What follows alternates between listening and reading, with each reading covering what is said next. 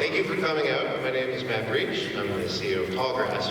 We're a company that's partnered with Paul Stamets' company to bring these wonderful medicinal mushrooms to Canadians. And we're also bringing Paul Stamets to Canadians this evening. Thank you for joining us for his talk on the subject of mushrooms, mycelium, and the mycology of consciousness. Paul Stamets has published 6 books on the topic of mushrooms and has discovered numerous new unique mushroom species. He is the owner of Fungi Perfecta, maker of host defense mushrooms. And he has won a number of awards, including the Gordon and Keena Watson Mycology Award from the American Mycology Society, as well as the Mycologist of the Year Award from the North American Mycology Association, and the Invention Ambassador Award for the American Association for the Advancement of Science. I believe that year that he won that, it was him and the inventor of the digital camera, so he was in good company for that one. For those of you who follow these things, he's also now been immortalized in Star Trek Discovery. That's right, as none other than Lieutenant Paul Stamets, astromycologist. So without further ado, please give Paul Stamets a warm welcome.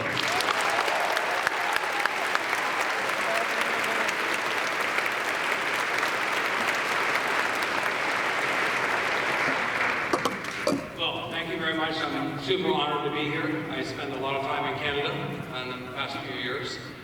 I want to first give a shout out and acknowledgement and dedicate my talk to the First Nations. They've been so gracious in allowing us to cohabit this land. And much of my talk centers on ancestral knowledge that is now being verified by current scientific methods.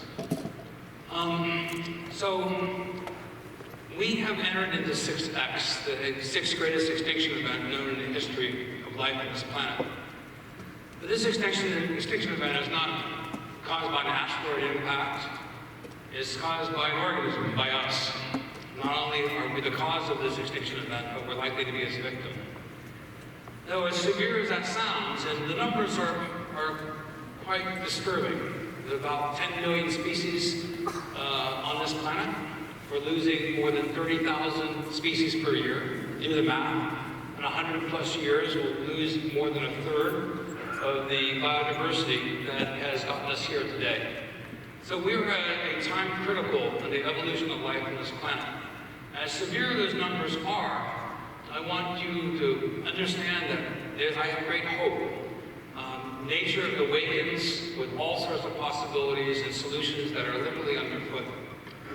So this is something that I want you to sort of clear your minds, clear your receptor sites, open up your hearts, because I'm going to take you on a magical mushroom mystery tour and a very unusual path towards an invention of something that is paradigm shifting, that will literally affect everyone in this room at the very end of my talk. So before I jump into this magical mushroom mystery tour, I'd like to talk about my hat. My hat, I think, makes me look very handsome. In fact, these hats make anyone look very handsome. But this hat was made from an amadou mushroom. An amadou mushroom is a birch polypore called Fungi fromentarius, is Latin binomial. It grows on birch and beech trees primarily in the temporal regions of the world. Now, amadou is a unique mushroom in that it's a fire starter mushroom. You can drill this hollow of this mushroom out, put embers of fire inside, and literally carry fire for days. It was absolutely critical for our ancestors' survival. There is no doubt that we're all from Africa. We migrated north into Europe. We discovered something new called winter. Oops. And if your clan could not keep fire alive, of course, in the wintertime you perish. So this allowed for the portability of fire. And then our ancestors also found that when you boiled this mushroom or soaked it in lye water, it would delaminate into mycelium. And so this hat is actually made by some ladies in Transylvania. There's only about 5 families that are currently making them. There was about 30 or 40 families just 10 years ago. But because of the restriction of habitats, these mushrooms are becoming harder to find. The large ones can make 1 hat. When you get smaller ones, they're hard to piece together. So this mushroom has other unique characteristics. Because it is so flammable, my hat is so flammable, that's why if someone's smoking a cigarette or a joint or on fire, I've actually had a hat catch on fire and simmer for a long time, and then it burst into flames. And so this fire starter mushroom also helped revolutionize warfare. It allowed flint spark guns to work. The Chinese invented gunpowder, but the Europeans invented the flint spark rifle. Of course, in the Napoleonic times, that was extremely important. And there's a massive trade of Amadou mushrooms to support Napoleon's armies, specifically for that purpose. But this mushroom also has other characteristics that are very interesting. It is the first mushroom that I know of in scientific literature identified to have antiviral properties against the tobacco mosaic virus that causes a curly wilt in all sorts of plants and very, very economically devastating to agriculture in general. But moreover, this also was used by fly fishermen to dry out flies. And so when they would be fly fishing, as you fly fishers know, you have to dry out your fly so you could tap your fly and dry it out.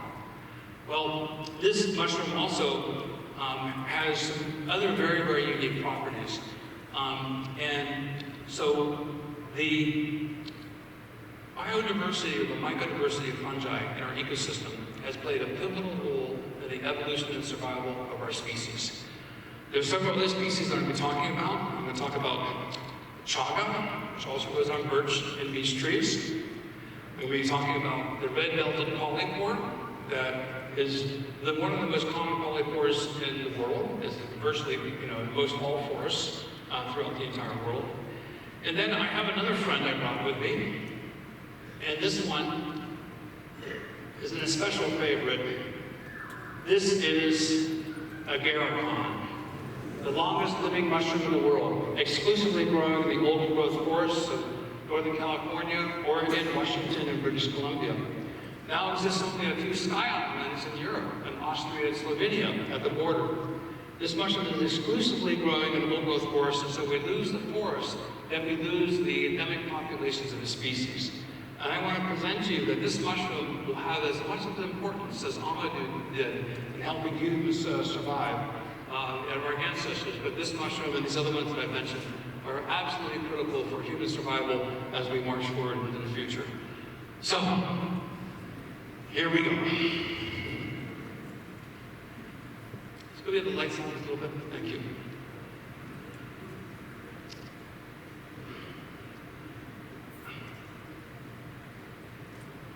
I'm not sure what happened there. Let's try that again. Je ne sais pas. Okay, I can do it by hand here. So the clicker's not working, so I'm going to use this for the AD people. I'm going to march from my computer. So this is a simplified view of the mushroom life cycle. Basically, two spores have to come together and mate. They mate, they fuse together. The mycelium of one spore is mononucleate, has one nucleus per cell. And then when they join together, they can have two nuclei per cell. It's called dikaryotic. And then after they've mated, then they're fully capable of producing a mushroom, which are fertile offspring. The mushrooms are called fruit bodies. They come from the mycelium. The mushrooms then develop very quickly, typically, not so much for the polypore mushrooms, but the vast majority of fleshy mushrooms that you're familiar with. They grow up and they form and they expand and they mature only in a few days. But the navigation of the mycelium through a hostile microbial environment takes weeks, months, sometimes years to produce a fleshy fruit body that quickly rots. So here's an example of how quickly the mycelium grows over a few days. And the mycelium then when it matures, it forms these mycelial mats. These are some of my scanning electron micrographs. And the arrows point to hypoaggregates, the very beginning of mushroom formation. These are called primordia. The primordia then form, and typically primordia form in response to four environmental stimuli. The introduction of water, we all know that, rain. When you have water and rain, you have evaporation, so you have evaporative cooling, so you have a drop in temperature. So the dropping in temperature is number two. Number three, the mycelium comes to the surface when it rains, exhales carbon dioxide, inhales oxygen. So that's the third one, is the availability of oxygen and being able to exhale carbon dioxide. The fourth one is quite surprising, and I'll be talking about this, is light. Most mushrooms require light. The button mushrooms you see in the store, they're grown in the dark. But the vast majority of mushrooms are photosensitive and phototropic, and the bandwidth of light is absolutely critical for their maturation. Very quickly, a primordium will form, and then it bursts out of the mother mycelium, it fully matures, releases spores, and they can go from this stage to in a week. And this is an over-mature mushroom in the genus Russula, and now it is past its prime, and the mushrooms give themselves up. Essential key concept here is that mushrooms don't have a good immune system, but the mycelium does. The mycelium is surrounded by hostile microorganisms. It's only one cell wall thick. Mushrooms are hundreds, if not thousands, of cell walls thick. But it matures, it ripens. It's called a fruit body, much like a peach attracts herbivores, people, animals, etc. It ripens, and so it's nutritious. And then by eating the peach pit is spread, and then the peach pit can germinate, and a new tree will form. So fruit bodies typically, both plants and animals, beckon and attract animals in order to spread them. They tend to be highly perishable. So the mycelium then, as the mushroom begins to rot, spores germinate from the gills, lots of other organisms co-occur, and the mycelium then goes underground. In 1 cubic inch of soil that's fully myceliated, it can be between 1 and 8 miles of mycelium if you stretch those mycelium end upon end. My foot is covering approximately 300 miles of mycelium. Now, the mycelium is not only like an externalized lungs, exhaling carbon dioxide and inhaling oxygen, but they're an externalized digestive membranes. There's no site-specific place or stomach in a mushroom mycelium. The entire membrane is releasing enzymes, acids, all sorts of other chemicals, and then breaking down the nutrients in a form that the mycelium can absorb those nutrients it needs directly through its cell walls. So these are externalized lungs, they're externalized stomachs, and the mycelium is wonderfully articulated to withstand catastrophe. If there is an impact of disturbing the mycelium, from whatever type of disturbance, the mycelium oftentimes works in response whenever it grows and replenishes. So there's always alternative pathways for channeling nuclei and nutrients should any strand of the mycelial mat be interrupted or broken. A good friend of mine, Patrick Hickey, I came up with this little movie here. He calls these comet nuclei. This is over about 3 or 4 hours, and these are hundreds of nuclei streaming through the mycelial network. Now, when we had still photography, looking under the microscope, you couldn't see this. But what's amazing is that the mycelium channels these nuclei that become polynucleate at the tips. I mentioned before, there's 2 nuclei per cell, but at the tips they become polynucleate. And so in the breadth of my hands, about a meter to 2 meters across, there can literally be trillions of end branches. And at the tips of the polynucleate, there's multiple nuclei, and then these nuclei, if they reassort genetic material, they encounter a new food source, an insect, a new toxic chemical, if it rearranges and expresses epigenesis, a new enzyme or acid that can capture and break down that potential food source and absorb it, what happens? The mycelium surges, because now it's been encoded for a new digestive system for being able to capture that nutrition. So I'm going to wax poetic, but I firmly believe this. The mycelium conforms to an archetype that I believe in the course of evolution, nature builds upon the previous evolutionary successes. The mycelium forms networks, not dissimilar to that of neurons. Looking at the computer internet, one of the reasons why it's so resilient is there's so many nodes and crossings, it also conforms to the same archetype. And I present to you that directly after the Big Bang, 14 billion years ago, the organization then of matter also conforms to string theory and develops some of these same networks. This is 1 parsec, about 3.26 light years in diameter at the highest magnification, and we're pulling back now and we begin to see the same archetype shared by mycelium, by neurons, by the computer internet, and the vastness of the universe. And then looking at the organization of dark matter, these are the ellipses or galaxies. So from the Hubble telescope of deep field view, there's over 100,000 galaxies depicted in this one view. But the organization of dark matter also conforms to that of the same archetype shared by mycelium, by the computer internet, by our neurons, and the organization of matter in the universe.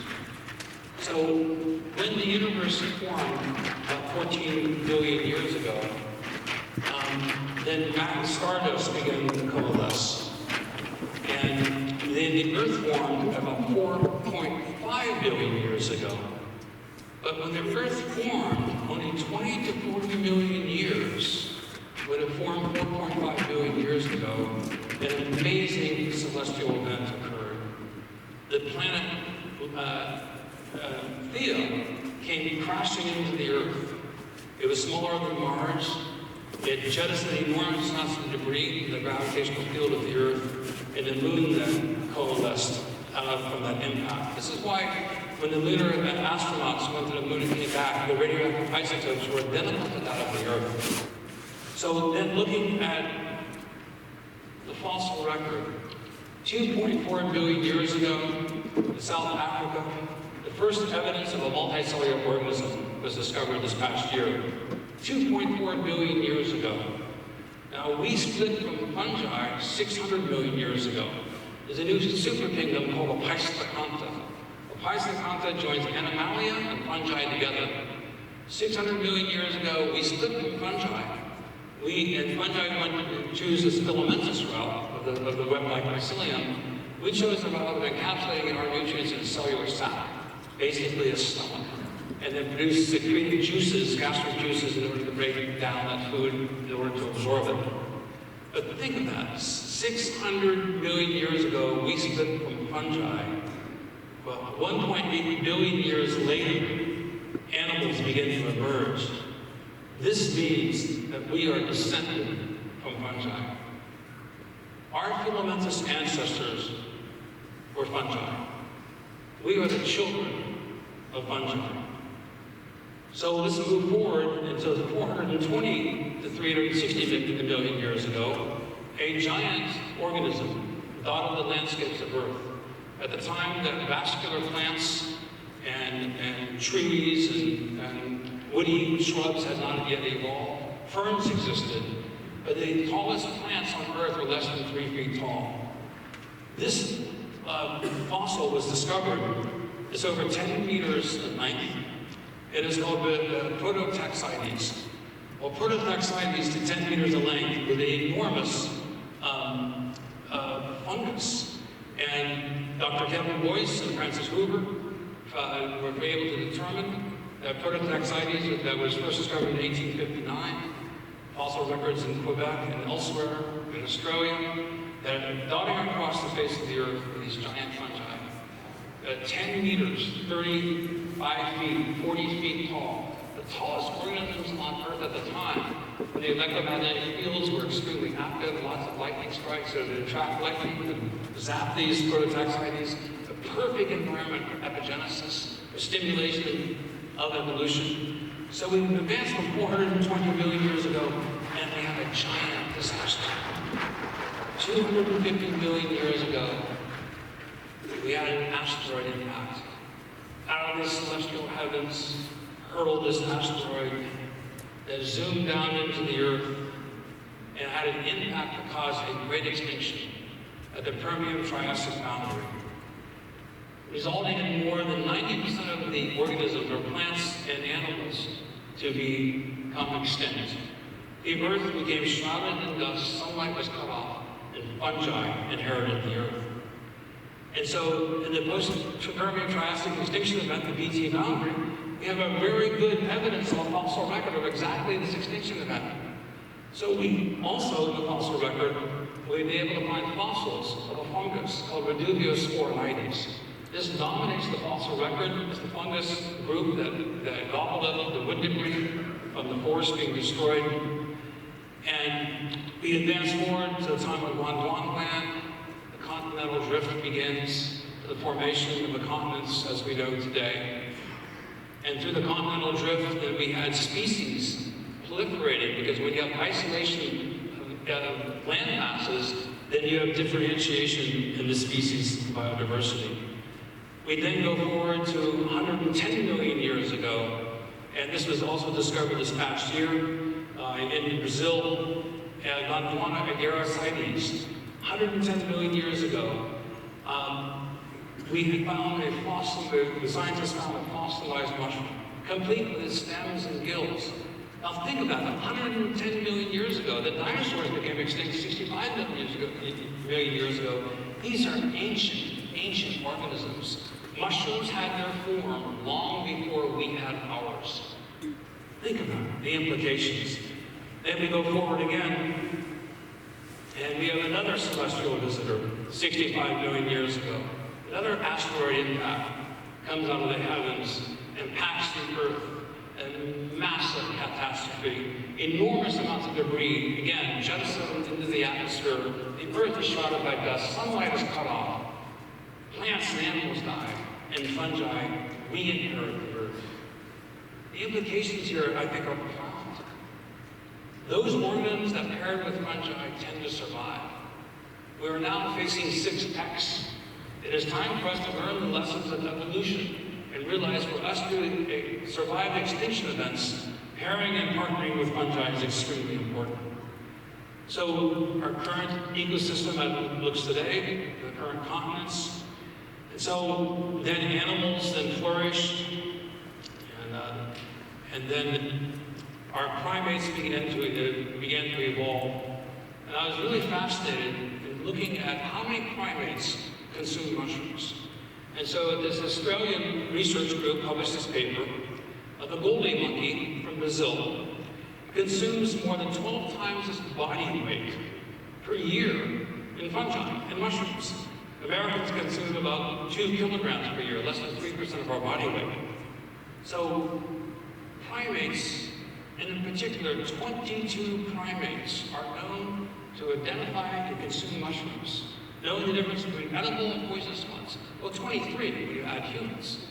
So this speaks to a very deep ancestry of the knowledge and the wisdom of knowing which mushrooms are good and safe to consume. Now there's a term called mycophobia, the irrational or rational fear of fungi. Well, think of it. In your visual landscape, you see plants and animals for months, years. You have a familiarity factor because you have constant contact. Well, mushrooms pop up and disappear in a few days. Some mushrooms can feed you, some can heal you, some can kill you, some can send you on a spiritual journey. For something so powerful and yet so ephemeral, it is natural for humans to avoid that. So the cognoscenti of indigenous peoples held this sacred knowledge and was able to pass it down through the generations until we know which mushrooms are edible and poisonous today. How do we know which ones are edible or poisonous? We know from the prior experience of the people who have eaten them before us. And so this is the body intellect that our cultures have passed on. But something phenomenal happened in the primate evolution. About 2 million years ago, our ancestors' brain suddenly enlarged by more than a factor of 2. Homo sapiens appeared about 200,000 years ago. And what caused the sudden doubling of the primate brain, especially in the prefrontal cortex? Now, there was also coincident a massive amount of climate change. Homo erectus became extinct about 75,000 years ago. Homo sapiens, marched into Europe. Homo erectus was there as well. Neanderthals became extinct within 4,000 years of contact in Europe. So, and most all of us have Neanderthal genes in us. I did 23andMe, I'm 2.9% Neanderthal. Kind of look that way too. So this sudden advantage that Homo sapiens had over Homo erectus and Neanderthals is a mystery that cannot be fully explained. But there is a theory, I say a hypothesis. Now what I'm going to present to you is an unprovable hypothesis. But I want for you just to ask yourself to suspend your disbelief on what I'm going to present and look at it from a circumstantial point of view and the evidence that we have. And this speaks to the stone ape theory. Now, it's actually a hypothesis. Our primate ancestors, as is postulated by Terence and Mckenna, came out of the savannas, they're walking across the landscape. What do you do when you track animals? You look for tracks, and you look for scat. The most bodacious mushroom growing in the tropics is Psilocybe cubensis, the magic mushroom. Our primate ancestors consumed these mushrooms, and the heavens opened up. You suddenly saw, and you shared it with your family, with your plants. It was a group experience. Neurogenesis occurred. New synapses, new neurons, new connections. The ability to conceive, to be able to invent new weapons, to be able to strategize. This is what Terence Mckenna described as a stone ape theory that I propose to you is not a theory, it's a hypothesis. Psilocybin degrades the psilocin, which I binds to the activated serotonin receptors, stimulating neurogenesis, improving visual acuity, and as also being able to hear better. The reason why it's not a theory is a hypothesis of an educated guess to explain an observable phenomenon. A theory is a hypothesis that can be tested by science and factual support. We don't have enough time to go over hundreds of thousands of years to be able to see if this is true. But interestingly, there is increased evidence that speaks to neurogenesis. So the Sicily rock art of northern Algeria, the first image I'll show you is the actual pictograph. 7,000 years ago. It's been recolorized by a friend of mine, Jonathan Meter, so you can see it. This is the bee-man. Now, it's known well in Mesoamerica and still to this day to best preserve magic mushrooms and put them in honey. Well, I suggest that this has led to the formation of psychoactive meads. And there was the Bavarian Beer Purity Act of 1516 that banned specifically mushrooms by name from being put into beer, as well as henbane and a bunch of other plants. I think there's a struggle between monotheism and polytheism, between Christianity and pagan people celebrating nature and life in the forest. But the church and the institutions wanted to institutionalize and tax the ability of citizens to alter their consciousness. So I think this is very probable that the psychoactive meads of Europe were specifically imbued with these magic mushrooms. And that knowledge is not only European, but also in the Mesoamericans. So Psilocybe sublanciata is a very common mushroom here around Vancouver. And Art Gordon Wasson at Maria Sabina, 1955. And Demeter is giving Persephone a mushroom, and upon consuming the mushroom, in Greek culture, Persephone then goes into a deep sleep. She goes into the underworld. In Greek mythology, that's the advent of winter. Well, Life magazine distributed millions of these magazines from the middle of the Cold War, published in 1957, to the doorsteps of Americans, and reporting on Art Gordon Wasson and Valentina's experience in seeking the magic mushroom. And there was actually a good field guide that showed taxonomically correct specimens. This caused an enormous amount of Americans and Canadians and Europeans to go to Mexico to look for the quote-unquote magic mushroom. Well, the use of mushrooms in Mesoamerica, it goes back thousands of years. These are mushroom stones. They are specifically identified as symbols of idolatry by the Catholic Church. And so when the Spanish conquistadors came over, in order to suppress native indigenous religions, they would smash these by the thousands. Because the Europeans came with their great ships, they brought also disease, they had iron, they had metal weapons, they had superior warfare technology. Because the shamans of that time had no experience with smallpox. With tuberculosis is debatable, it could have been there before. But many of these diseases the Europeans came on, the native people did not have time to adapt, to look for native remedies. Massive dialogue by millions and millions of Mesoamericans due to European diseases. I am the temporary, my wife and I are the temporary custodians of 17 of these mushroom stones. I've collected them over all the years of my life. I want to pass them back to the indigenous peoples at the right time. But several indigenous peoples from Guatemala and other people associated with the Guatemalan government have told me don't return them to the Guatemalan government. They'll be sold off on the black market. There's no institution down there that can hold these mushroom stones, in their proper regard. And 2 shamans have told me, Paul, they're safer with you. You hold on to them until the time is right. Some of these are extraordinarily interesting.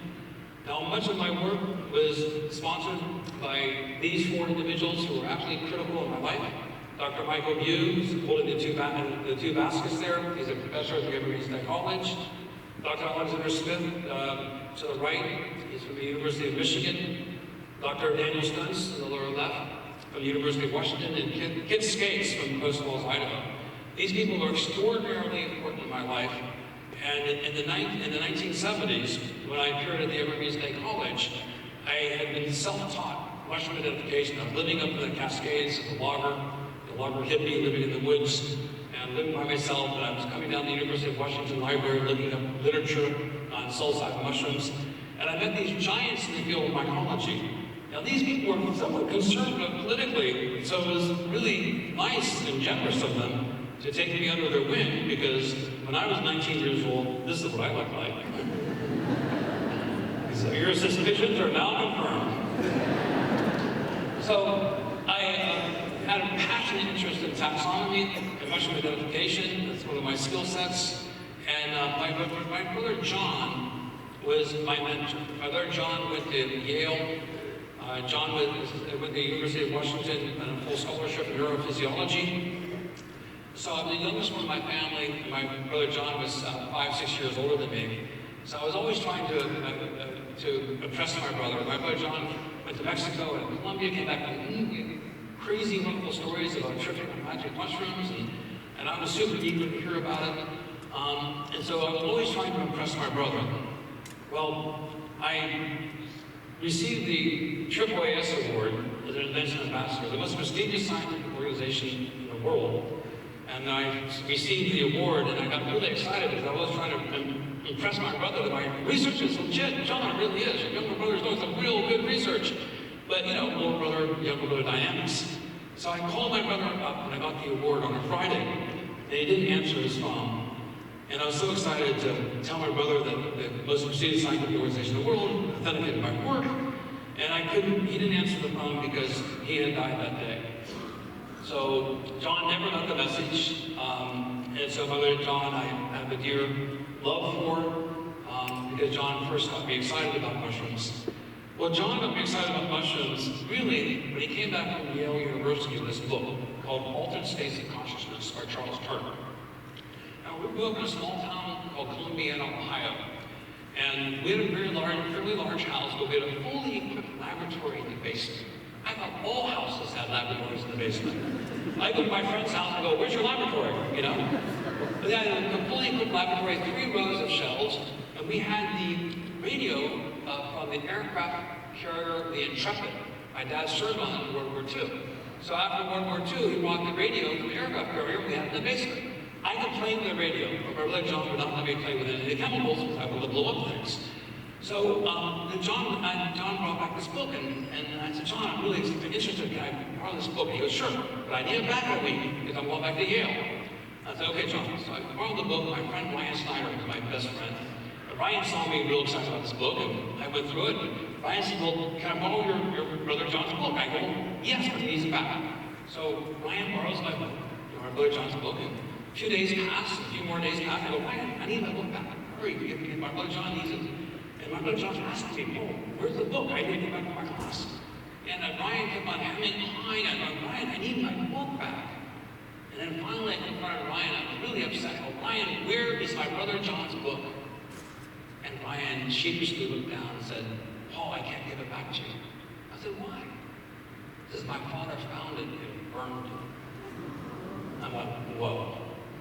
I said, So today, I have a debt of gratitude to Ryan Snyder's father, because he actually inspired me on my path. But I thought this book was so powerful, it made him want to burn it. And this is a subject I definitely want to look into.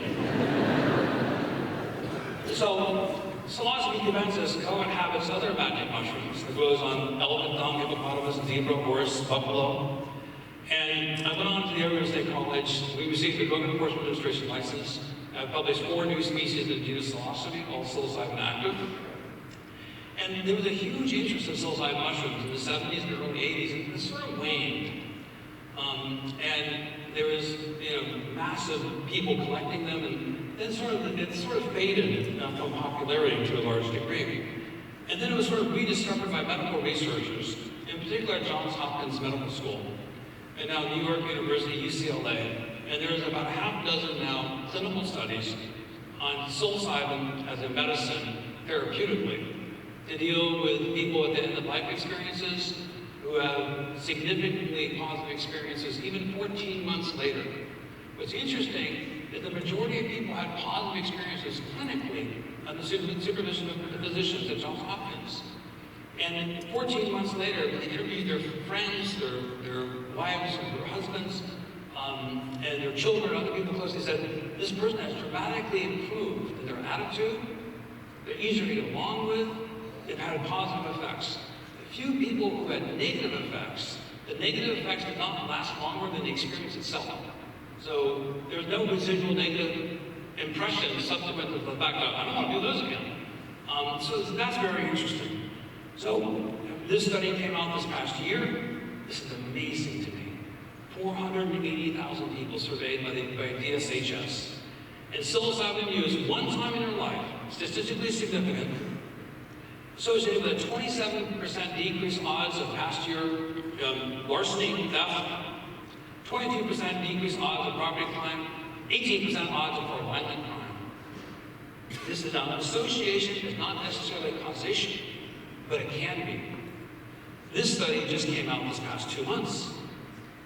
There's an increased nature relatedness and decreased attraction to authoritarian political views after use of psilocybin. I can think of one president who really needs this. Can't you? So, again, this is really extraordinary that these people, from experiences for one time, the psilocybin have such a dramatically positive impact. Well, now we know that psilocybin activates the hippocampus, causing neurogenesis, the extinction of the fear response. So with PTSD, rape victims, people experiencing trauma, this is something that has gotten physicians and psychotherapists very excited. The FDA in the United States is looking at rescheduling psilocybin from a Schedule I drug, which means it has no medical benefit or use, into a Schedule II. 14 FDA officials and scientists met with a group of other researchers that have been studying psilocybin, and they think this would be good for PTSD for soldiers coming back from Iraq and Afghanistan, and the FDA said no. PTSD affects so many people in car accidents, sexual trauma. So many people have PTSD, and they never found anything, they said, the FDA said, have never seen anything that clinically is most significant from one-time experience with such low toxicity and a long history of proven use of safety. So this is something that's really exciting, and I think that we're going to be seeing a lot more research on the use of psilocybin as a therapeutic drug. Now, because psilocybin extinguishes the fear conditioning response, now think about that. Our ancestors going through the wilderness encounters the saber-toothed tiger, disastrous event, people were harmed and hurt. You're the leader of your clan. You trip on these mushrooms, are able to overcome your fear response and conditioning. And the next time you encounter a saber-toothed tiger that is retreating, you can survive. Well, this means that psilocybin induces courage and kindness. Empathy to one of your fellow tribespeople, courage to overcome the fear response that's been conditioned. Well, in fact, these are leadership skills. And we know from the DSHS study, you become a better citizen. So the clinical studies at Johns Hopkins University, the first studies now, And there's about a half dozen other studies now that show that psilocybin-assisted therapy is a novel treatment for psychiatric disorders that are otherwise not responsive to other conventional medicines. There is a reset therapeutic mechanism that is now been shown that you can change your mind, literally, from one of these experiences. The amygdala response to emotional face of psilocybin, you have a different response to facial recognition, to people who may have harmed you. And this is an extraordinary slide. On the left, this is your brain without psilocybin. On the right, this is your brain with psilocybin. Which brain do you want, you know? So what's now become very popular is microdosing in Silicon Valley. And microdosing is basically taking a sub-threshold dose of psilocybin where you would not feel an effect. Now, this is extremely popular in Silicon Valley right now for coders, for people writing complex software, and they're using it, and it's very interesting in talking to people, very straight people who never consider using a drug. But when they think about the ability of creating neurogenesis, having greater creativity, greater intellectual acumen, being able to prevent dementia, the idea of taking a sub-threshold dose, like a vitamin, to be able to increase their cognitive abilities is extremely appealing. So I call this epigenetic neurogenesis. And so this has been written up on Wall Street Journal. Many of you know about this. Many people here in this audience are actually participating in this. So now psilocybin mushrooms may be the first smart mushroom, but lion's mane is also a mushroom of extraordinarily great interest right now.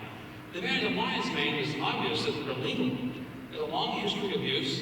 Lion's mane mushrooms contain novel compounds called arenacenes and hericenones. These are nerve growth factors that cause a remyelination on the axons of nerves. The myelin is an electrical conductive layer on the axons through which the nerve signals travel. And in Alzheimer's and dementia, when you have neuropathies, oftentimes there's demyelination. That sheath that's conductive and is interrupted, and oftentimes amyloid plaques are formed. And the amyloid plaques interfere with neurotransmission. Well, there's been 2 clinical studies in Japan, specifically showing that lion's mane mushrooms improve significantly mild cognitive impairment in double-blind placebo-controlled studies. And they showed an increased ability for cognition.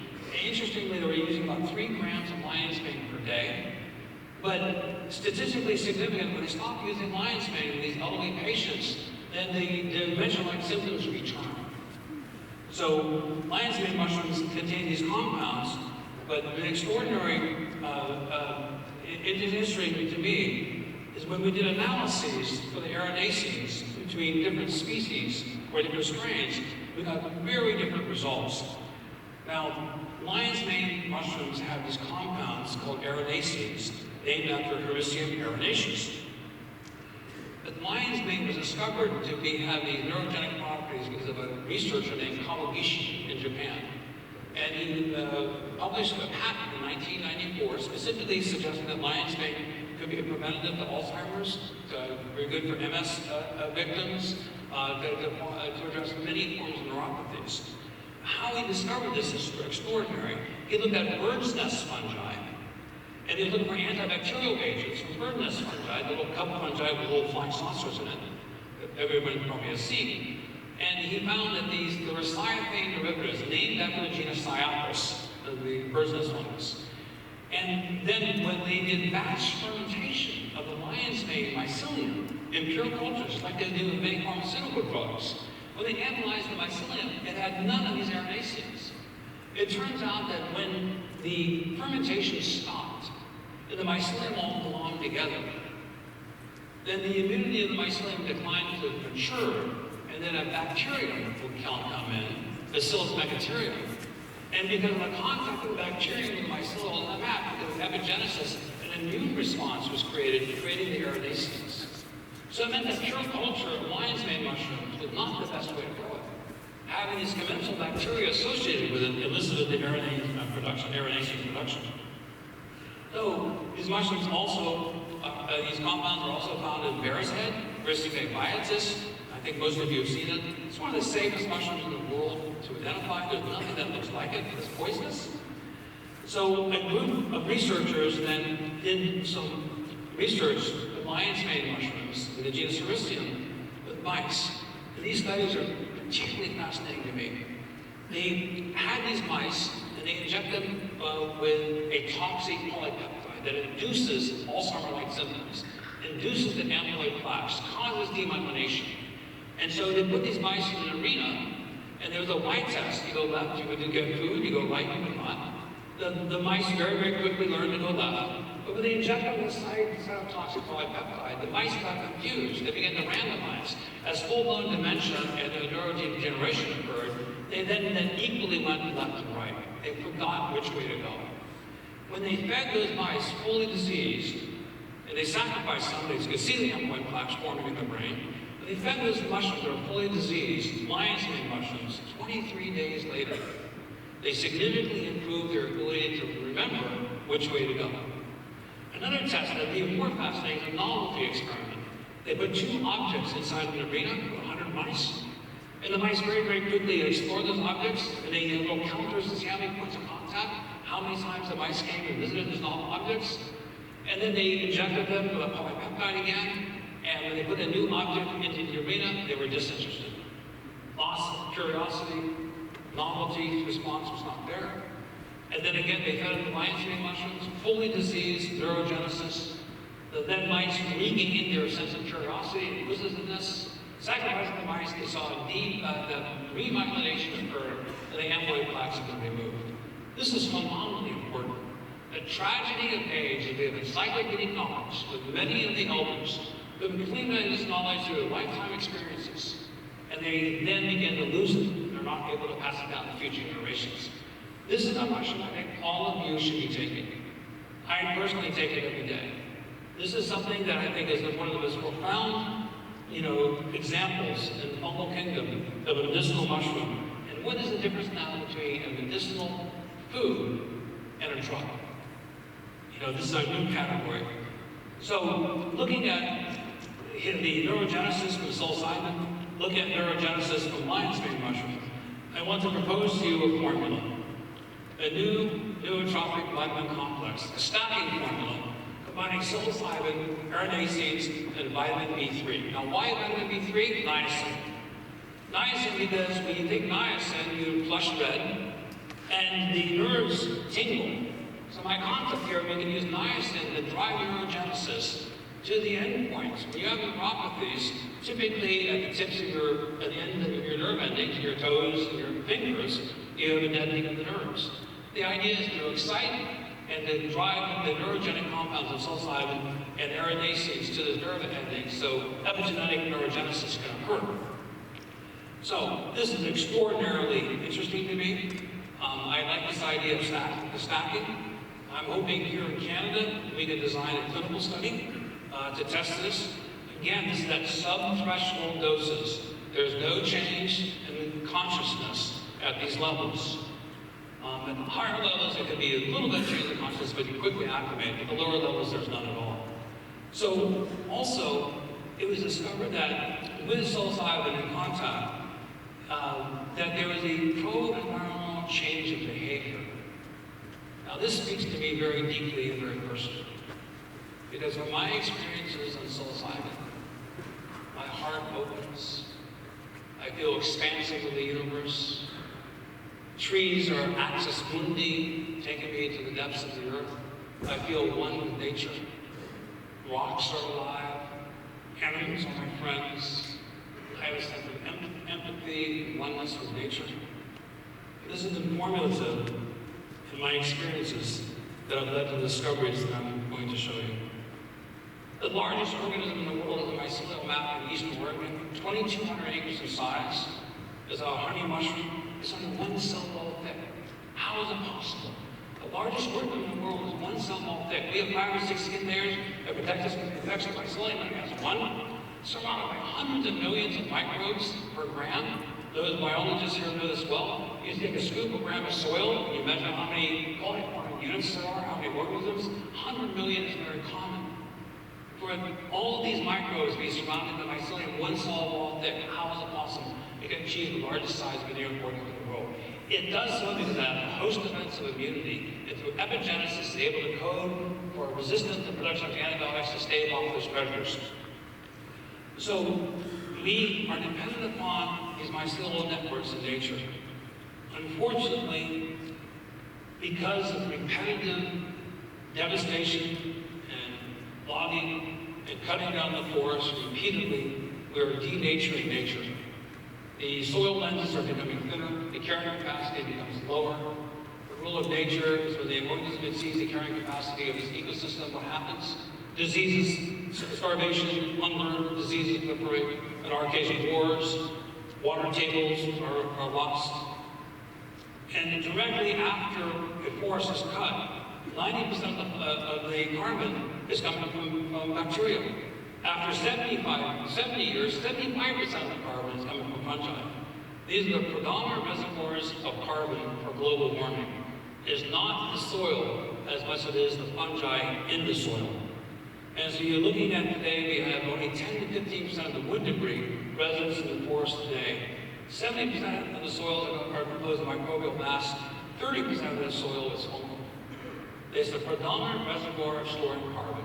To offset global warming is stored in the fungal tissues in the soil. So, I spent a lot of time in the old growth forest.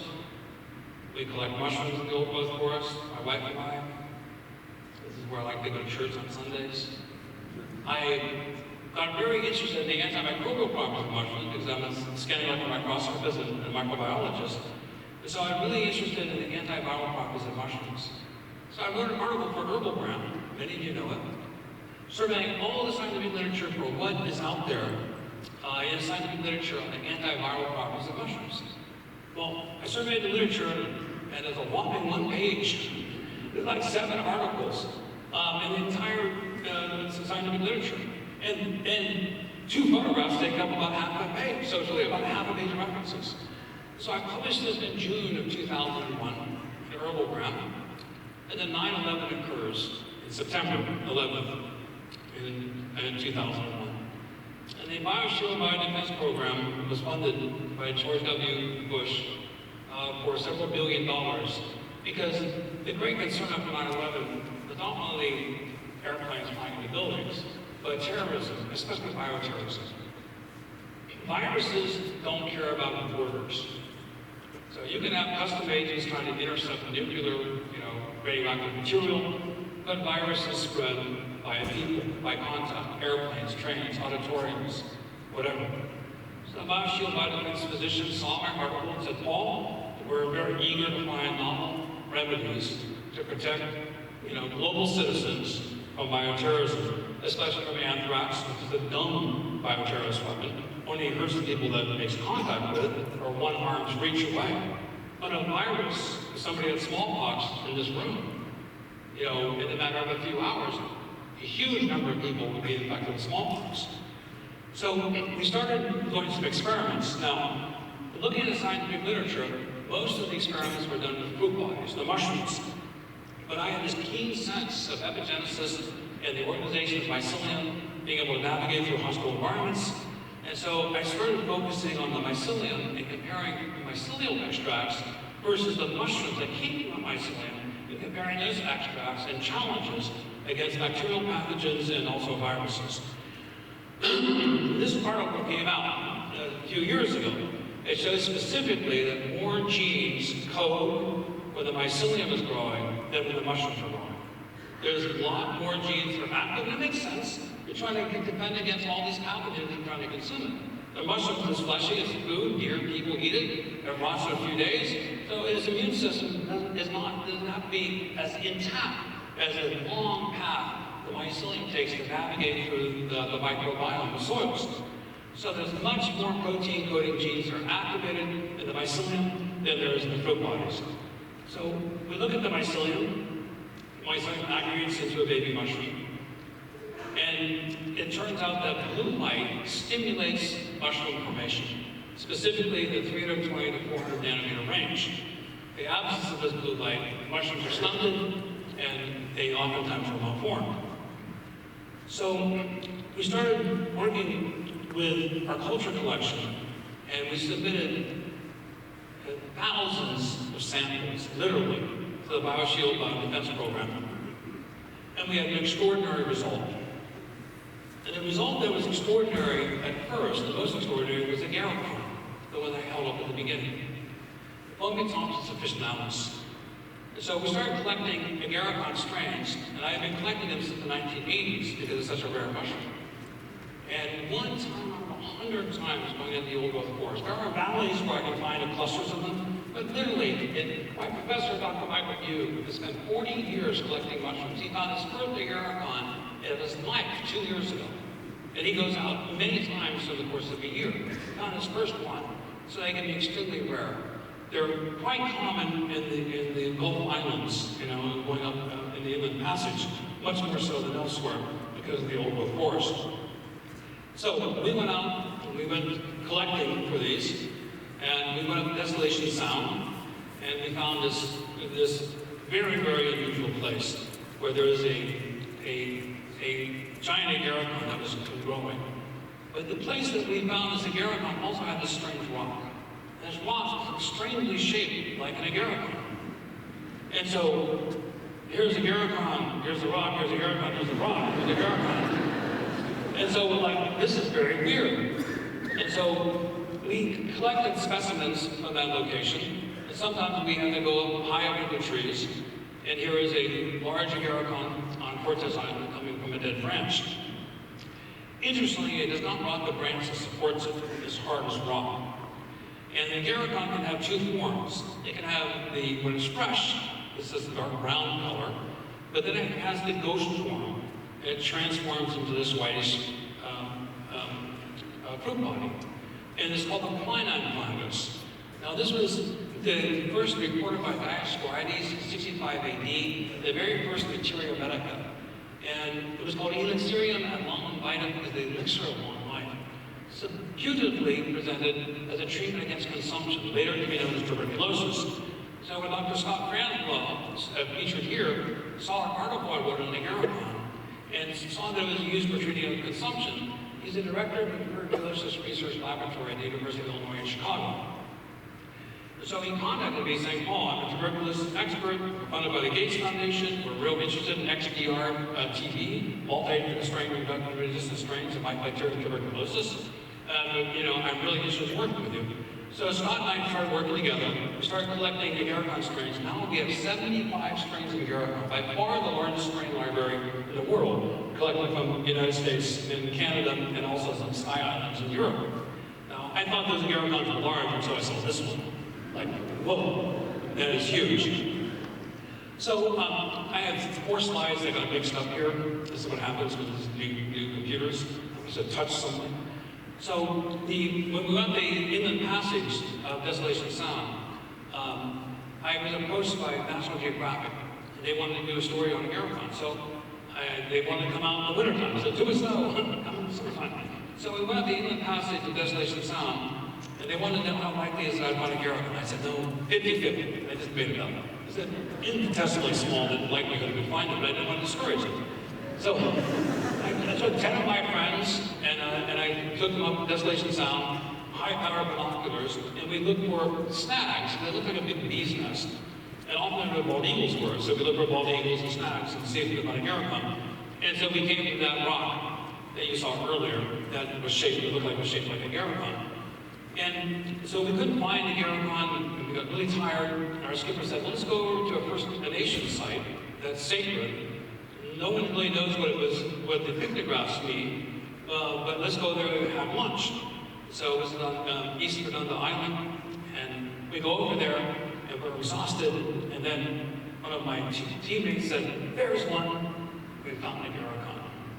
And this one is unusual because it fell from the branch, teeter-tottered onto another branch, and then it grew 2 legs. The mycelium grew back into the tree, and it was still alive, and it grew 2 legs.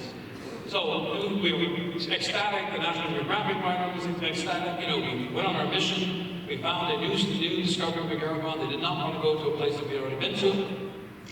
And so it led to, well, let me explain about what I know about the indigenous use of agarikon. With a Haida people, Charles Eppenshaw is an argillite plate from 1894, I believe, that speaks of the origination myth of women. And the raven is happening on the Sea of Eternity. There's indigenous people here that know this story a lot better than I do, so please forgive me. But Raven is specifically in the quest of finding her genitalia as a woman.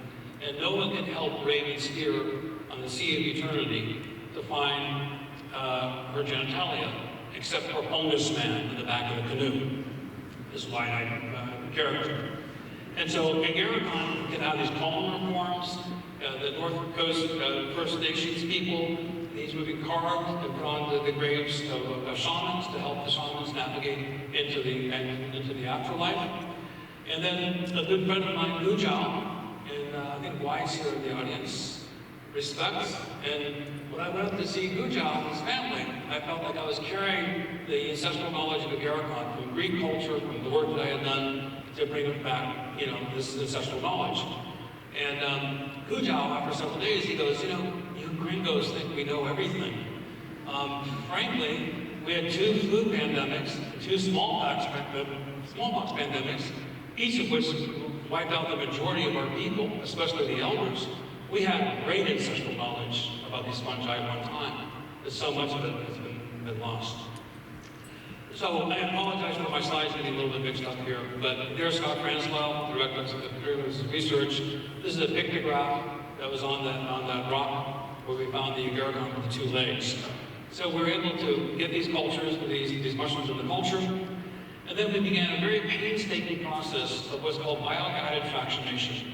Taking 2 solvents, taking a polar solvent, which is water in the far left, and a non-polar solvent like hexanes.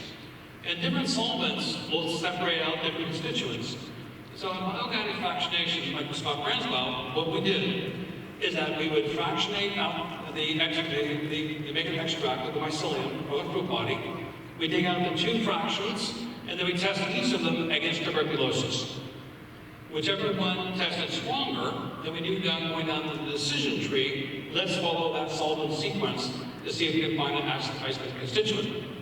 We did this, we worked on it for about 7 years. After 7 years of bio-guided fractionation, literally hundreds of thousands of dollars, we found anti-tuberculosis compounds resident in Agarikon. Now, this is really important because these chlorinated coumarins turn out to be highly active against XDR, TB, and far more potent than the positive anti-tuberculosis controls. So the BioShield Biodefense Program, when we worked with them, we also did bio-guided fractionation. And of course, of doing our research with the U.S. Defense Department, we found that Agarikon also had antiviral compounds, besides antibacterial compounds, tuberculosis is a bacterium, that was highly active against viruses, including smallpox. So you can Google my name, Stamets Smallpox, on National Public Radio. There's a vetted press release from the U.S. Defense Department that specifically states that of the several 100,000 samples that were analyzed, our samples were in the top 10 of all products analyzed. The mycelium, as it turns out, was active. The fruit bodies were not. The mycelium had far more antiviral effects than the fruit bodies. And that we were the only natural products out of more than 2 million samples submitted that had such significant activity. So we go around, we will go forest, we collect these, we get them in the culture. We don't have to collect the mushrooms, we get a small piece of tissue and we grow it out. So working with the University of Mississippi, just like we did with Scott Franzwell and the Tuberculosis Research Center, we started doing fractionation. What is the active molecules against smallpox? And Gujao told me, we could have discovered that Agarikon was active against smallpox, but we didn't have time. We had no history of contact with smallpox until the Europeans introduced us. So we again did this bio-guided fractionation 5 to 7 years later, and we found it. 2 active anti-smallpox molecules, sulfuric and evaporatic acid, over twice the activity of tenofovir, a positive drug control, and without the same toxicity. So now smallpox is not an emergent concern, hopefully, We've been immunized. The last case of smallpox infection was several decades ago, but clearly the concerns were flu viruses. So when the flu virus started to become really a pressing danger, the BioShield Biodefense Program said, "Paul, can we test your samples against flu viruses?" I said, "Great, you already have the samples, let's go ahead and test them." So we then sent samples, numbered, not identified, to the U.S. government, the BioShield Biodefense Program. Here's an example of some of the flu pandemics and the rate of mortality is phenomenally high with some of these, especially with H5N1. H7N9 is now emergent. H3N2 and flu B viruses is what's been going around recently. So there's a selectivity index. Anything that has 2 or more is active. Anything that has 10 or more is extremely active. This is a measure of testing for an antiviral drug. This is truly amazing. The U.S. government paid for 2,392 assays. I have a deep debt of gratitude, ironically, to George Bush and Dick Cheney. I never thought I would ever utter those words. So, the summary of these results of 2,392 samples, 4 of them turned out to be extraordinarily active. Against H3N2, against herpes simplex virus, H5N1, and compared to ribavirin, selectivity index, anything over 10 is active. These are ribavirin's pretty good. It's got a selectivity index of 100. When you look at our extracts with 35% ethanol, these are human cells cultured in little wells. They had to dilute our extracts 100 to 1. Now this becomes really important later on. So our extracts are diluted 100 to 1 with water to a 1% concentration in order to get rid of the alcohol, because the alcohol is toxic to the human cells. So 100 to 1 dilution of our extracts, our selectivity indexes, were stronger than a pure pharmaceutical drug. Again, the mycelium was active, the mushroom fruit bodies were not. So this resulted in a patent that was finally awarded in 2014. I filed this patent in 2004. There's no other evidence in scientific literature. Patents are awarded according to 3 criteria. 1, no prior evidence in the scientific literature or popular literature. 2, it has to be unobvious, especially people who speak against your invention. So I have a shout out to all my critics out there. I love you so much. The more you criticize me, the more you say it won't work, Stamets doesn't know what he's talking about. My personal question is, thank you. I can use that for my patents because I'm expert teaching against my invention. It proves unobviousness. The third is usefulness. Benjamin Franklin could not have invented the cell phone because there's no cell towers or usefulness. So these are the 3 criteria. So, but the patent disappeared. 2004 I filed it. Normally it would show up on the patent homepage and applications by 2006. 2008 goes by, 2009, the patent is not there. I talked to my patent attorney, go, where is the application? It should be posted by now. We did it, we quizzed the patent office, and the U.S. Defense Department hijacked the patent because of national security, because of smallpox, and because of pandemic flu. So we had an intergovernmental agency, Trace, we pulled back the patent. After negotiating with the U.S. Defense Department, they finally said, okay, and then the patent was issued. Now, that's great because 2 other articles came out in scientific literature talking about agarikon having antiviral properties, so it's good. Other people discovered 8, 10 years later, after I did, that agarikon is highly active against flu viruses and other viruses. So, all this was, okay, that's, made these discoveries, that's interesting, etc. But then this article came out, and it blew me away. It turns out that Tamiflu, was a very multi-billion-dollar drug. It is based on shikemic acid.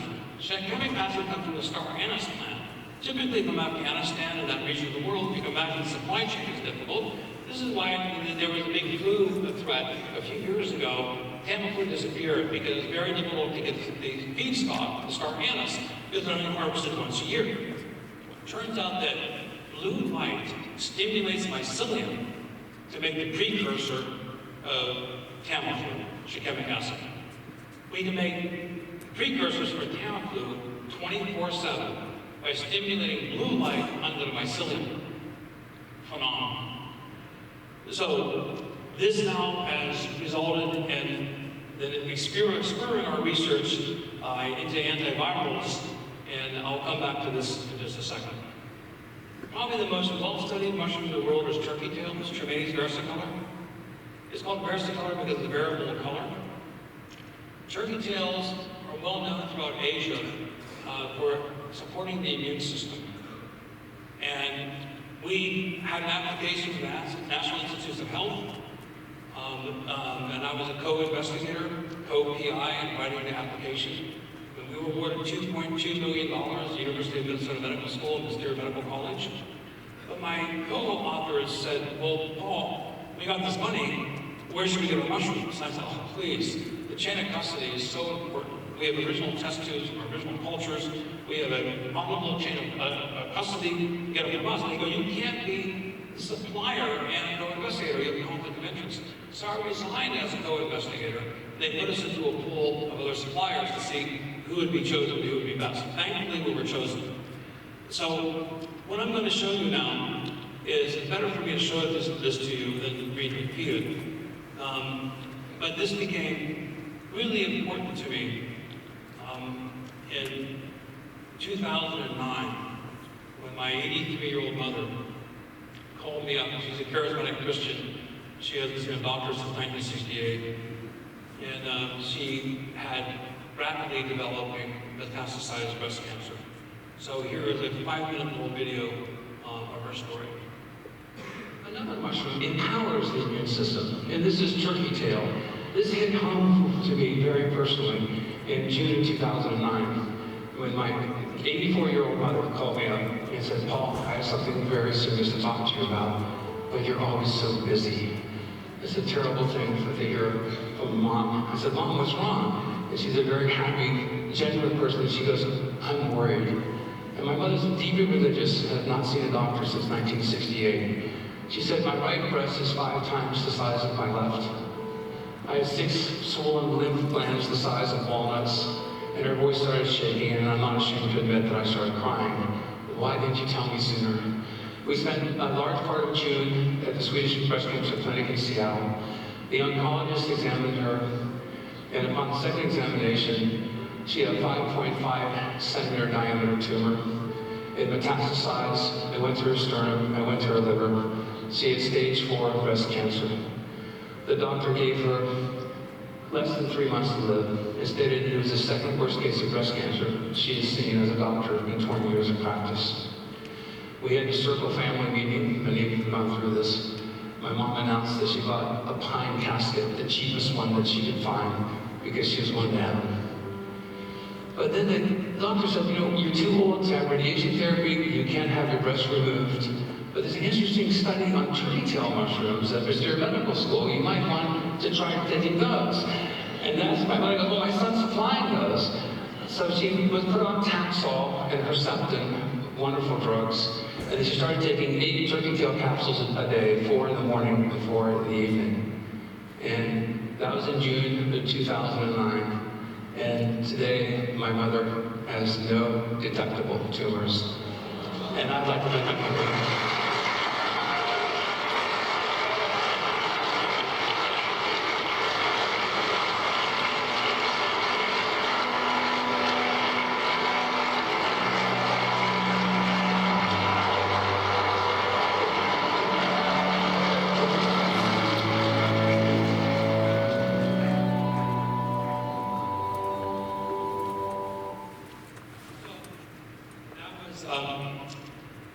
That was in 2009. I saw my mother yesterday. She's almost 93 years of age. After she passed the 5 years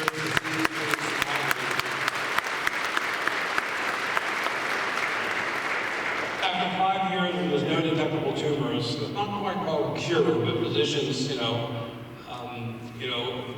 consider it to be a very good sign. And so when she got the news from her physician that she no longer had to be on treatment, she left me this message. Hi, Mom.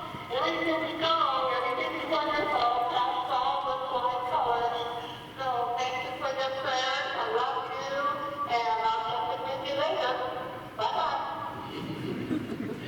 mother as sharp as a tack.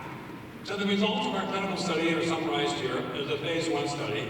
Statistically significant increase in CD8 and T cells. The p-value, if you know about statistics, anything that's 0.05 or less is excellent. 0.01 is really good. This is 0.0003, and higher doses of turkey tail were associated with a more rapid recovery of lymphocytes and NK cell activity, oftentimes damaged by chemotherapy or radiation therapy, which my mother could not have radiation therapy or her breasts removed because of her age and the risk of infection. So this was published in a phase 1 clinical trial in a peer-reviewed oncological journal. And then a number of other articles came out that found that turkey tail combined with Herceptin makes the Herceptin work better. And then 2 interviews with the oncologist that was treating my mother, and also with me. And the oncologist told me, was interviewed and answered some questions that I did not even ask.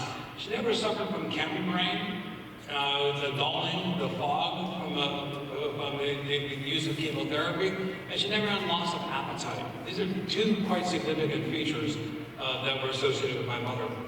So there's a lot of interest in turkey tail, mushrooms, and polysaccharides. And there's a lot of misinformation that's been put out there. These polysaccharides are beta-glucans. They're large sugar molecules, and they activate an immune response based on an infection model. You have a fungal pathogen that you consume, your immune system response. It's an inflammatory response. But I want to show you the more sophisticated way of looking at this. This is the beta-glucan molecule, 3D. It is a huge scaffolding that has a molecular weight of oftentimes thousands of kilodaltons. And this, when this articulates, this really makes a mushroom have a swarm. These are structural components, like the wood in the wooden house. Well, attached to the scaffolding of the beta-glucans are many other compounds, including proteins, polyphenols, and lipids in particular. And when you use different solvents, you can break these other polyphenols and proteins and lipids away from the beta-glucan scaffolding.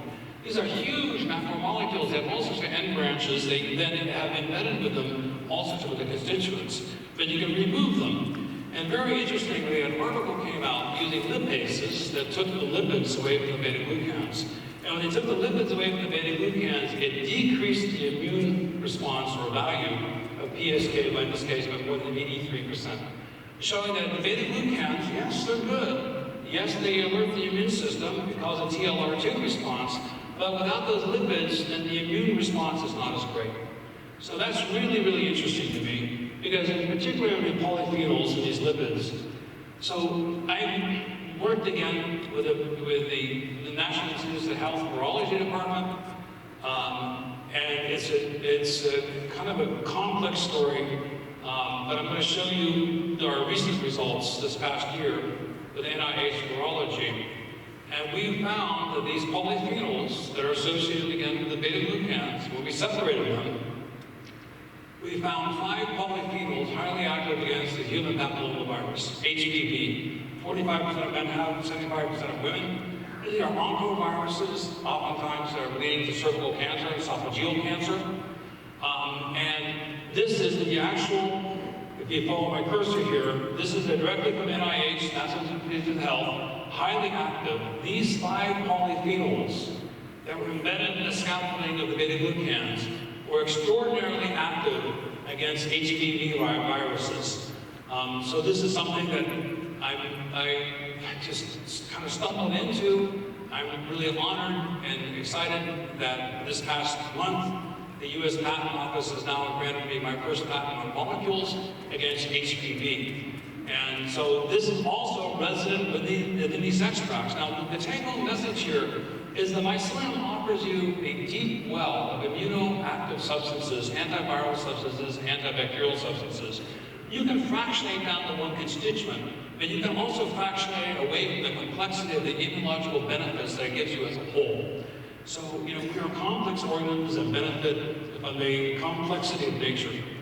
So, I want to now full circle back to the bee shaman, which I had mentioned before.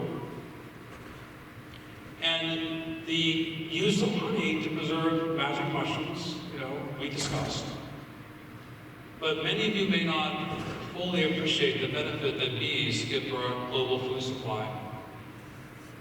Biosecurity in the world now is in imminent danger for the loss of honeybees. There's about 81 million beehives in the world, China being number one, Turkey, the US, Iran, and Argentina.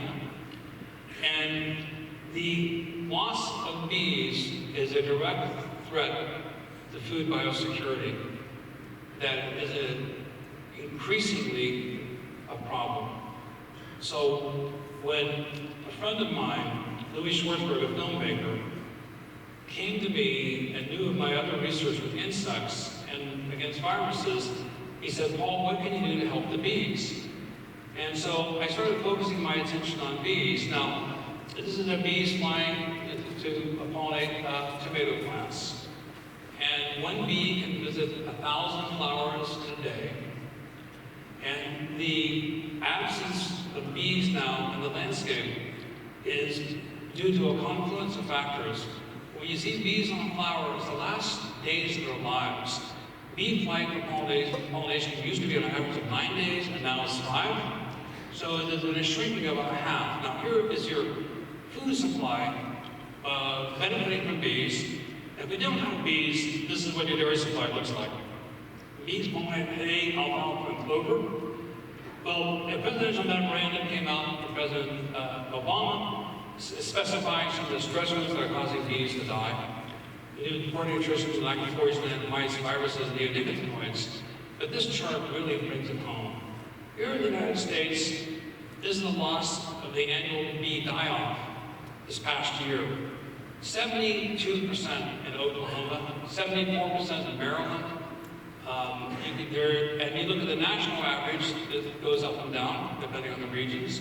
There is neonicotinoid drift coming from corn farms, etc. They're impacting the immune system. And so the neonicotinoids are having a disastrous effect on the bees. And the bees that are associated with planted corn in particular. The use of neonicotinoids is skyrocketing in agriculture comparatively in the past 20 years. And the neonicotinoids are increasing the sperm vitality of the male and drone bees. Also, glyphosates, which are very much promoted by Bayer and other big companies like Monsanto, interfere with the cytochrome P450 pathway. This is something that all animals use. You use the cytochrome P450 pathway to detoxify compounds, and when you interfere with that pathway, you have a hyperaccumulation of these toxic compounds. So when I'm studying this problem with the bees and looking at it and thinking about it, an article came out in PNAS, this is an open source journal, that found that the honey that was in the beehives that had been abandoned. Now, for those of you who don't know about beekeeping, when these bees disappear, it's not like there's lots of dead bees around the hive. You go out on a Monday, you check your hives, everything's fine. You go out on Thursday, they're all gone. There may be a few dead bees, but 30 to 50,000 bees have left, and they don't come back. Well, it turns out when they analyzed the honey in those abandoned beehives, it lacked p-cumaric acid. Now, p-cumaric acid comes from the delignification of wood. It's also in lots of grains. But in the absence of that, the bees cannot detoxify. So that is one of these symptoms of what is putting a stress on the bee population. But by far, the biggest stress is the deformed wing virus. The deformed wing virus now is a pandemic that's spread across the world. It came from Asia. It is now virtually all bees in the world are infected with a slew of viruses, including the deformed wing virus.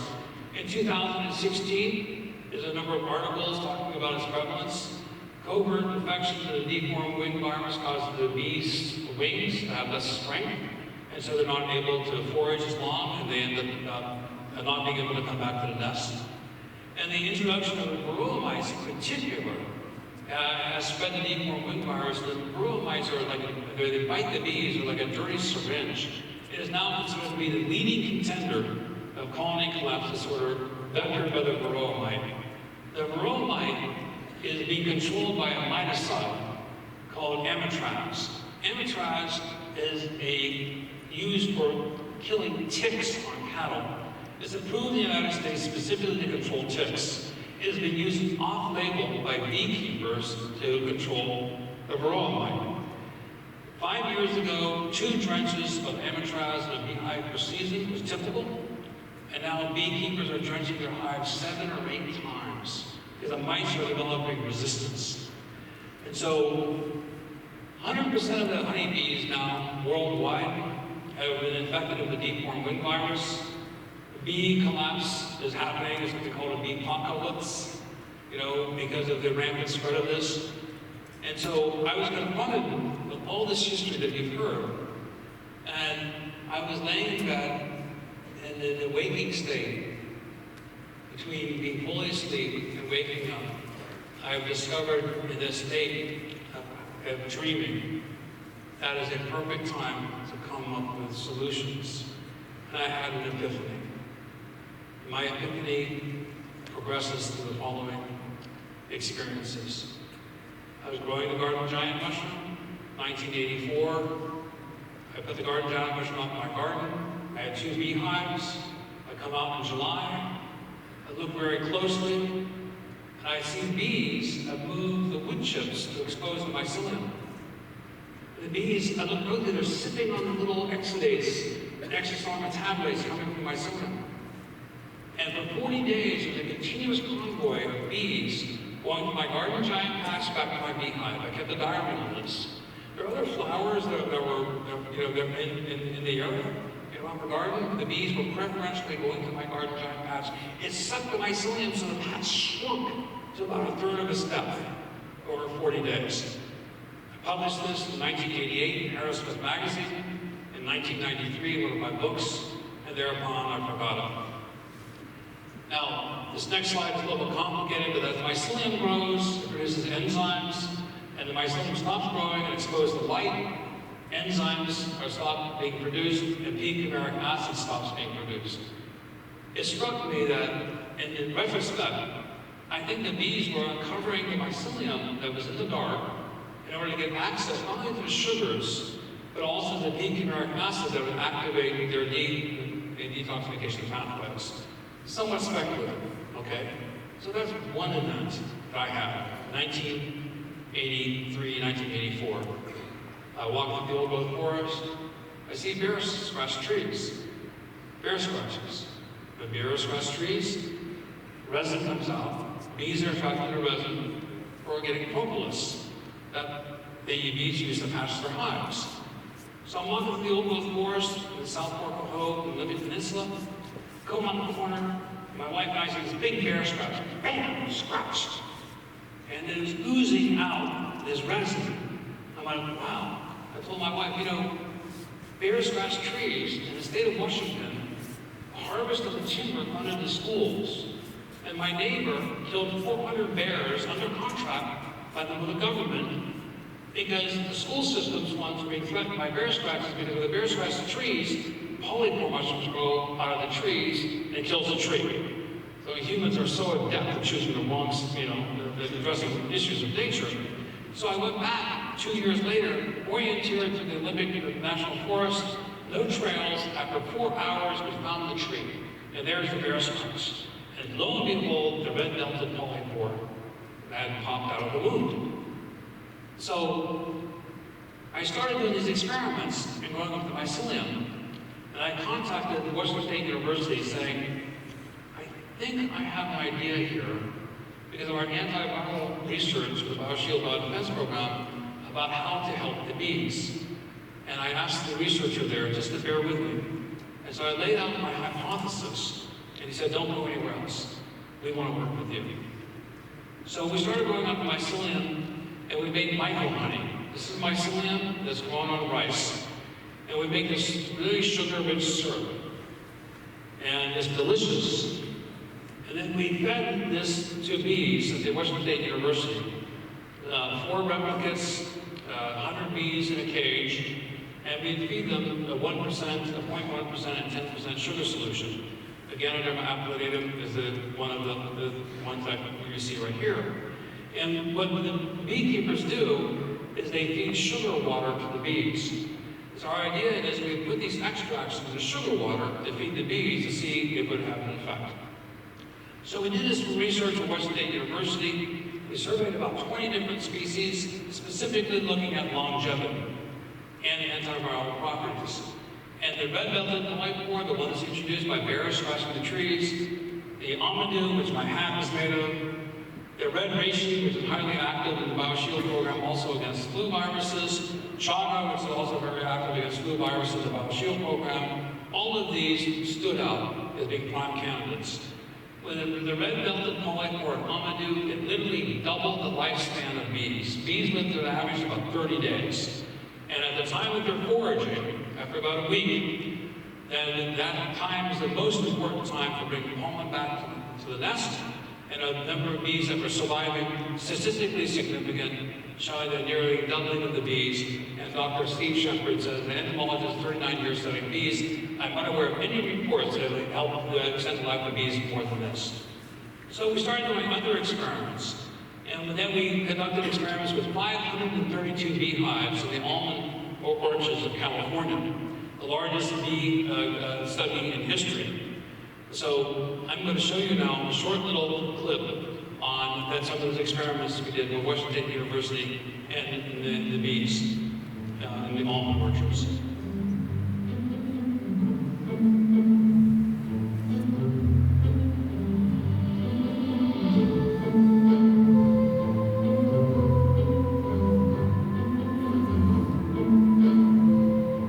I'm Steve Shepard. I'm a professor of entomology here at Washington State University in the Department of Entomology.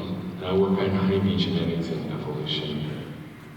Honeybees are by far the most important pollinators for agriculture. Approximately a third of the crops grown rely on cross-pollination to thrive. I don't think bees are properly recognized for the economic benefit that they give to society. I think increasingly they will be recognized as bees become more scarce and food prices climb. But here with these beautiful almond orchards, one of the most bee-dependent crops in the world, and the almond industry knows in particular that without honeybees, crops are greatly hindered. So there's many fruits and berries and nuts that are dependent upon bee pollination. Over the last decade, honeybee populations worldwide have declined drastically. Beekeepers and scientists have been working to try to find out what's the cause of this decline.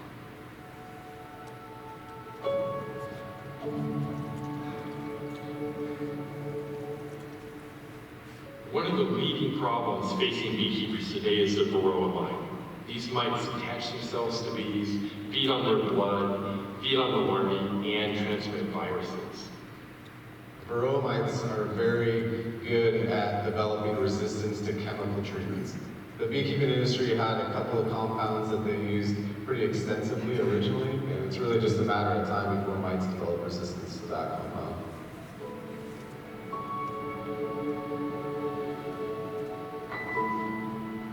Right here is a sick bee. You can see her wings are deformed.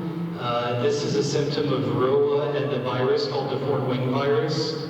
This colony is not going to make it. So even though there are bees here now, this has been destroyed by varroa. There's all these dead larvae in here that will never become adult bees and never contribute. There's a tremendous need to develop methods to control varroa mites that are sustainable and don't rely on the use of chemicals, allowing beekeepers to get off of a chemical treadmill.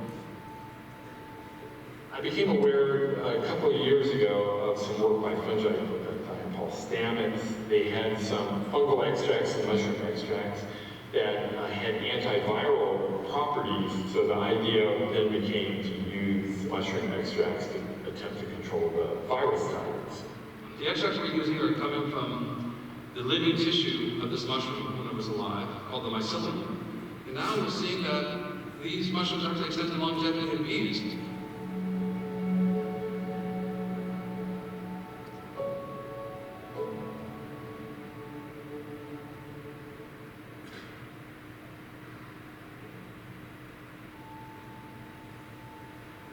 Honeybees are critical to agriculture. They pollinate more than 110 varieties of crops. This orchard that we're standing in is 800 to 1,000 acres, and every single one of those blossoms need to be fertilized in a timely manner all at once. This research experiment that we're doing, I think it's the largest beehive experiment ever conducted in the world. 532 beehives testing the effects of these extracts and helping bees survive. So what we're doing is we are sampling these beehives to check virus levels, and then we're also treating them with mushroom extracts, which is what we're testing. So one of the beauties of the fungal extract for controlling the viruses in honeybees is the ease of use for commercial beekeepers. They're used to handling products like this as far as mixing something into their sugar syrup and feeding it to bees. It's very simple to adopt. My hope is that this research will give us a very important tool in our biological toolkit to help save biodiversity and the ecosystems on this planet.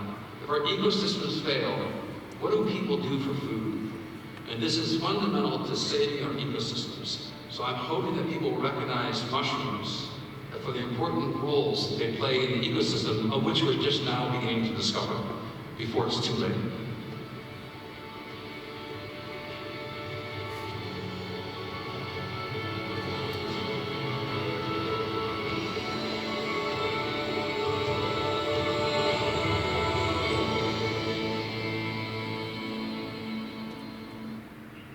So we conducted these experiments. There's been thousands of hours of research.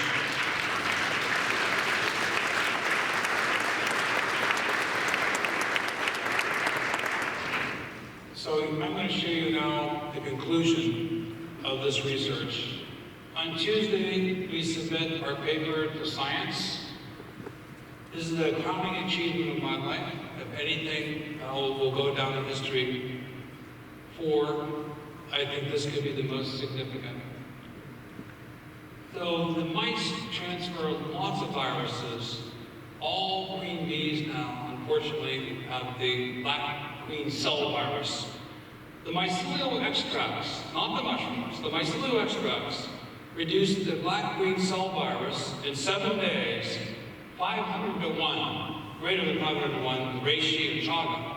The very two same species that produce viruses that affect birds, pigs, and people. Think of that. The antiviral effects of Amadou mushroom against the deformed wind virus. Amadou reduces it greater than 800 to 1. The p-value of significance is fantastic, but even more fantastic is reishi against the deformed wind virus. The p-value of significance is 0.00001. Anyone who knows about statistics, this is an extraordinarily convincing data. The most extraordinary result, however, was against the Lake Sinai virus, reducing with reishi extracts the mycelium, not the fruit bodies, reduces Lake Sinai virus more than 45,000 to 1, with a p-value significance of 0.00005. There are no reports of anything that produces bee viruses until our discovery. This is amazing because also it's orally active. It goes through digestion, past the microbiome with all the bacteria in your gut, past the acids, the enzymes, past the cytochrome P450 pathway, entering into the bloodstream of the bees, doubling their lifespan, and significantly reducing a multitude of problematic viruses. Bees are the second most well-studied animal in the world.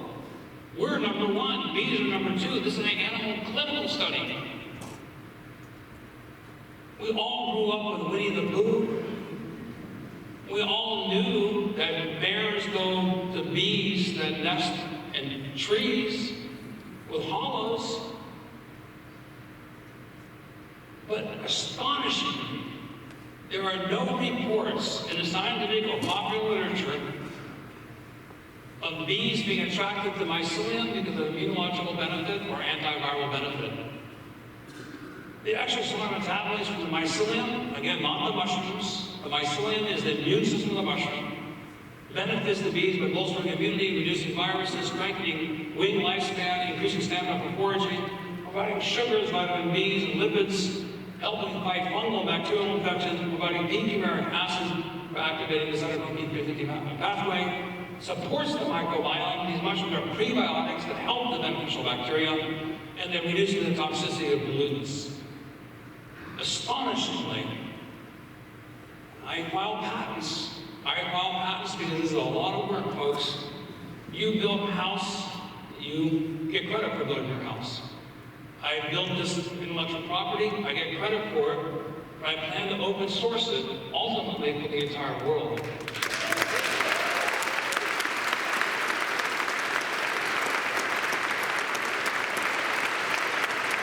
I would not patent this and made it open source now, Monsanto and other companies would use it for greenwashing.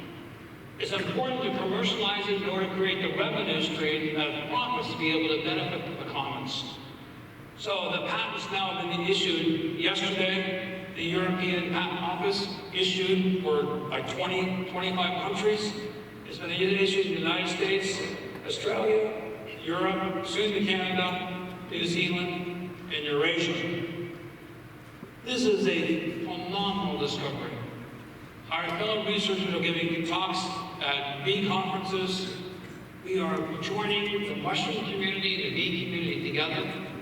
When I first presented this data 3 years ago, when we only had 10-to-1 reductions of viruses, we've now optimized the formula. I gave a shout out to 900 bee scientists and beekeepers, professional beekeepers in the audience. Has anyone here ever heard or seen or written that mushroom extracts will reduce viruses in bees? Please stand up now and tell me. There's a pregnant silence. The US Patent Office, the European Patent Office, WIPO, the World Intellectual Property Agency, have done massive searches in Chinese, German, English, French, every language. And no one has discovered this until now but me.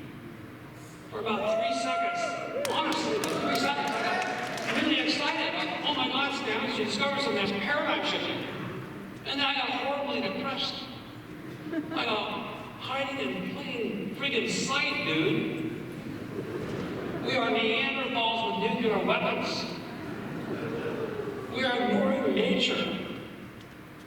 So independent of whether a scientist discovers an antiviral molecule, or independent of a scientist or a medical doctor or physician determining that you have an illness due to a disease caused by a microbe, or if you're a shaman who say you have a disease because of a spirit, the common bridge between those two is that diseases can be caused by something in the unseen world.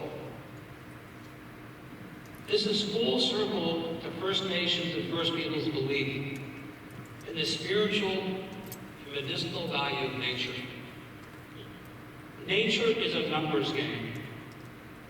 A multiplicity of variables on one side of the equation leads to success or failure on the other side.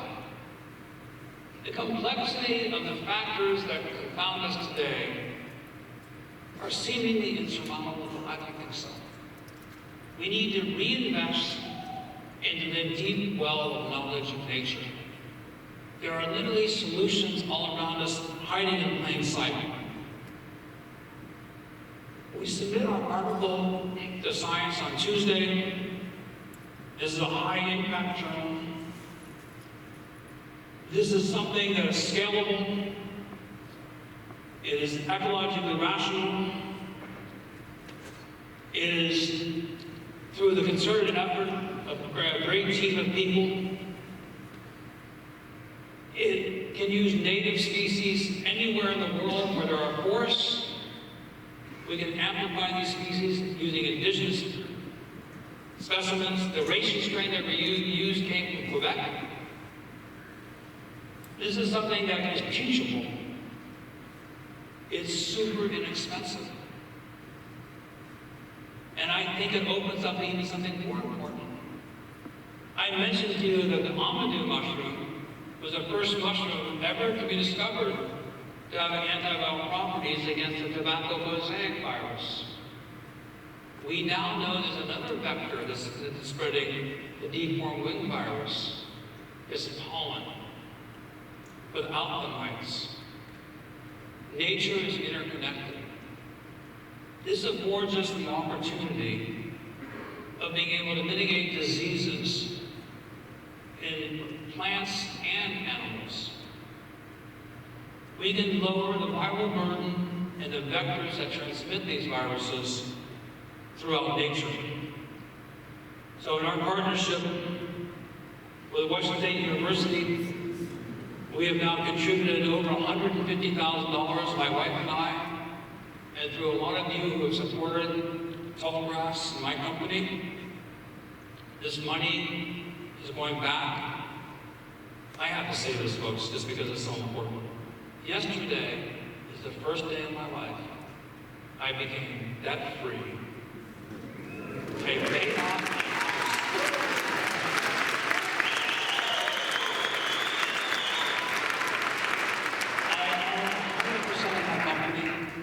I have no debt. I have no partners. So my wife and I have no partners. I created this company because I was a little boy in the laboratory of my parents' basement with my brother John, and I always dreamed of being a scientist. I'm living my dream. I don't have to worry about being fired from universities because I talked about the stone ape hypothesis. I don't worry about the fact that I trip on psilocybin once a year. But this opens up the possibilities.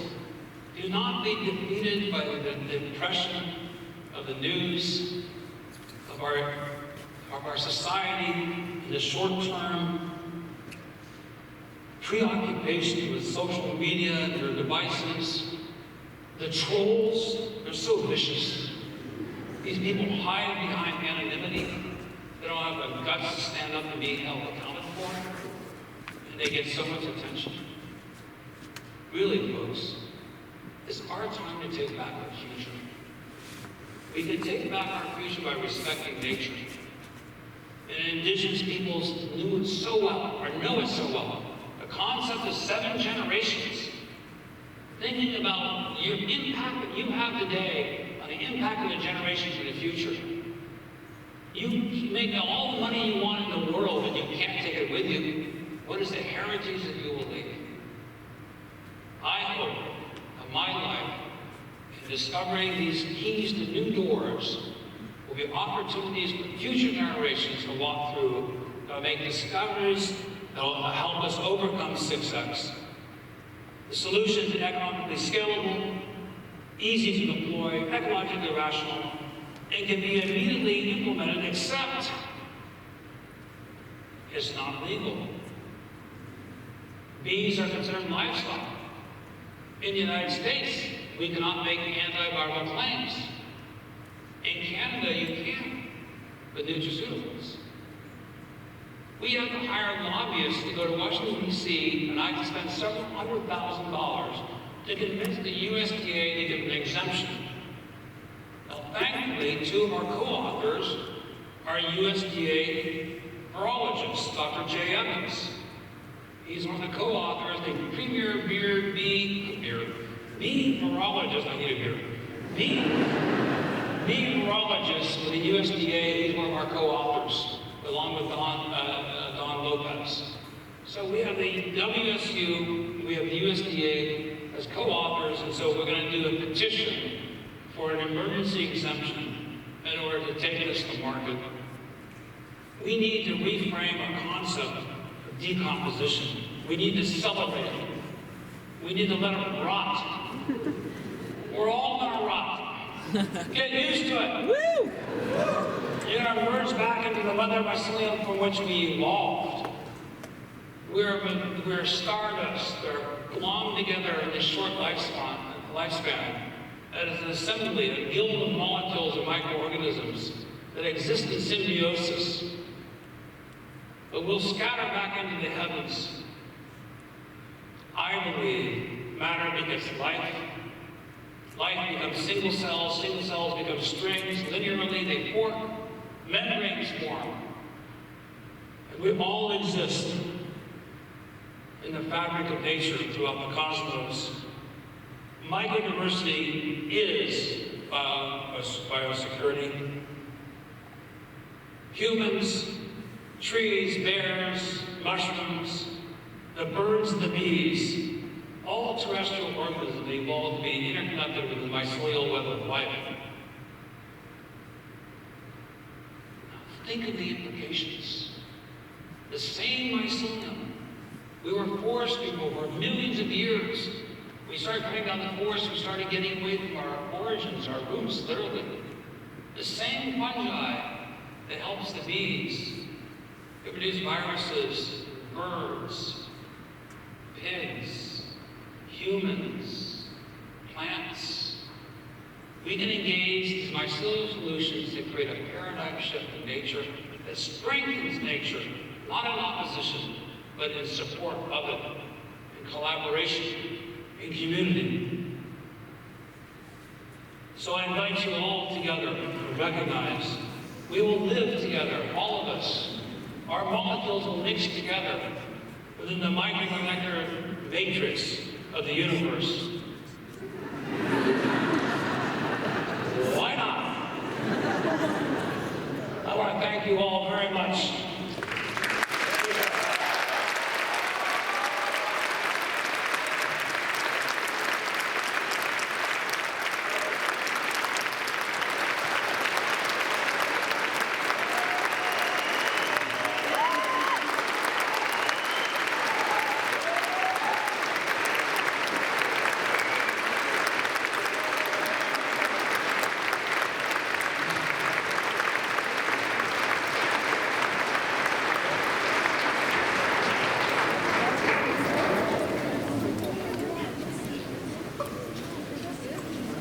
Thank you.